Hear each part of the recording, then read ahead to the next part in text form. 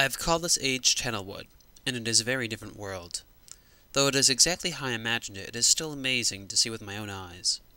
Water covers this age as far as I can see except for a few small rocky islands. Elsewhere there are only trees, which grow directly out of the water. A myriad of thin wooden passageways are built just above the water and disappear into the forest. I assume they were built some time ago, for they appear aged.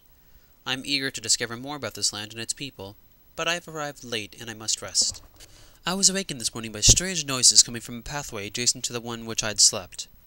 I saw a group of monkey-like people heading in my direction. They had not seen me yet. I did not feel threatened by their presence. Their response to me was one that I would have never expected. After staring at me for a short while, they fell to their knees and began to do what appeared to be some sort of ceremonial worship. I tried to speak to them, but they didn't understand my language. Instead, they indicated through enthusiastic hand motions that I was to follow them. As we walked, I began to notice that the waters below us were changing colors. Slowly, subtly, they would change from deep blue to muddy orange, then from muddy orange to beautifully clear. I was so intrigued by the water that I hardly noticed that we had arrived at a ladder. Climbing the ladder led us to their village, which is about 10 meters above the water and can only be reached by rope ladders that stretch from the lower paths of the village level approximately halfway up the ground trees. It is very interesting watching these people carry on their daily tasks. Even after watching them for hours, I did not understand exactly what they were doing. At sunset, they motioned for me to follow them. I followed the creatures to the doorway of an enormous hut. Strangely, once inside, I found that the hut had appeared even larger than it had from the outside. The walls were garnished with bright metals, and in the center of the hut sat the leader of these people. At least he appeared to be the leader, for he sat a meter off the floor in a thick throne. Guards surrounded the strong creature, who was dressed in many exotic, colorful fabrics. Next to the leader sat a very old human. At least to some extent he appears human. His hair, which was only on his face and head, was completely gray, almost white, and hung very long around his frail body. His thin head hung limply in an almost grotesque neck that could not hold its head to look up at me. But what a surprise! This creature could speak my language. Shortly thereafter, I was given a bed with some hand motions that looked to be telling me to go to sleep. I look forward to hearing more. As I suspected, the ancient creature is human, but he is very old beyond his reckoning, and seems almost insane. However, the tree dwellers almost revere him as a god. They are treating me now in the same fashion, which makes me feel very uncomfortable. It is almost impossible to understand this old man. His voice is feeble, but wild. He's adopted much of his language from the tree dwellers. He himself told me that he has not spoken our own tongue in ages. He attempted to explain to me the history of this place. The following is my best translation of what he told me. Many years ago, the humans and the tree dwellers lived together here in this place, which was then a vast island. They interacted very little. The humans dwelt on the ground, and the tree dwellers lived high in the sky, above the humans. Occasionally, the island was disturbed by a mysterious rumbling which randomly happened. Some sort of tectonic or volcanic action, I suspect.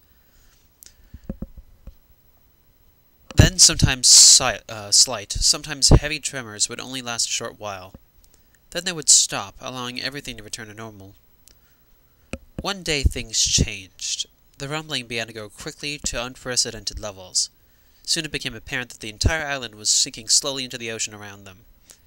Many of the humans died that day, but not before sacrificing themselves in order to stop the sinking of the island. The humans who lived through this catastrophe moved to the trees, where they gradually died out. Maybe because they were unequipped for such an environment, but I'm not sure. This is the story the old man communicated to me, though many details are very unclear in my mind. I am especially confused about how the humans saved the island from completely sinking. In fact, I doubt the accuracy of that part of the story. The island must have stopped on its own. Yet, the old man believed in the truth of the story as if he had been there. And the tree dwellers worship him, apparently all humans, as though they were heroes or gods. The old man ended our conversation today with an event which I will never forget. He began gripping my hands tightly, murmuring something about rest and sleep. He then said, "We had expected you to come sooner." These actions filled me with a sort of immediate dread. With much effort, he stood to his feet. I tried to help him, but he pushed me away with more force than I imagined his frail body could contain. The tree dwellers quietly surrounded him with very solemn faces. They then kneeled before him. He walked to each one and placed his hand on their heads. All the while, he murmured words which I did not particularly understand. Finally, he turned to me and smiled. Then he closed his eyes and walked out the door and off the narrow path house in the trees. The tree dwellers went silent. Then began a process down to the nearest rope ladder. As I was descending, I saw several of them pick up the body. He had fallen onto a low level of the walkway and carried away. He was laying down at a dead end of a short pier-like structure. With the use of some potion, one of the tree dwellers lit the pier on fire, and I watched the flames engulf him. As this strange funeral progressed, the waters around the pier changed to a dull green. This morning I awoke, finding it hard to even believe the previous evening's events. The water is a dull green as far as I can see now. For some reason, the water no longer shifts color. As I walk through the pathways, the creatures watch me, curious to see what I will do next. They are constantly offering me strange objects of affection. I even found food outside the doorway to the room in which I had slept. This is a unique race of beings. I hope to learn their language soon that I may learn more about them. The next part is written in blue ink. I have lived in this world for 3 months on and off, and the tree dwellers have shown great hospitality. I am even beginning to learn bits of their language. I have decided to return home for an extended stay with my loving wife and sons, and hopefully return with them. I am sure that Catherine will once again refuse. I think this age would be a wonderful experience for them all, and I at least look forward to Sirrus and Achenar, and how they will react to its curious inhabitants. The next part is written in green ink. Catherine is staying behind, as expected. My sons have returned with me, and they are enjoying this age very much. They get along very well with the tree dwellers, and are picking up their language surprisingly fast. I have no doubt that it'll not be too long before they can speak with the tree dwellers much better than myself. This next part is written in blue ink. I am leaving tomorrow to check on Leo's Mosin age. Sirrus has suggested that I allow him and his brother to stay. Though the idea unsettles me, I know the boys are growing rapidly. The hospitality of these creatures is such that I would think of no better place to leave them alone for a short while, so I will consent to their request. I warn the boys not to take advantage of the respect the tree dwellers have for their ideas. They seem to understand my warning and have faith that they will follow it. Black ink. Much to my dismay, upon arriving in Everdunes, I learned that Pran and her people are continuing to be menaced by the Chocotic. I fear their further survival and plan on returning here shortly after checking on Sirrus and Achenar here. See Everdunes Journal for more information. After watching Sirrus and Achenar, I see that they are handling things very well, and I think that I can put my fears to rest about leaving them in Channelwood again, and for a little longer time. Lilac ink. The tree dwellers seem slightly stressed that I am leaving, but are happy that Sirrus and Achenar are staying behind again. Red ink. I have been gone for 3 days, and have begun to go to many different places. I had to tell Sirrus and Achenar about Pran's death today, and they were visibly shaken, although they only remembered her from their childhood.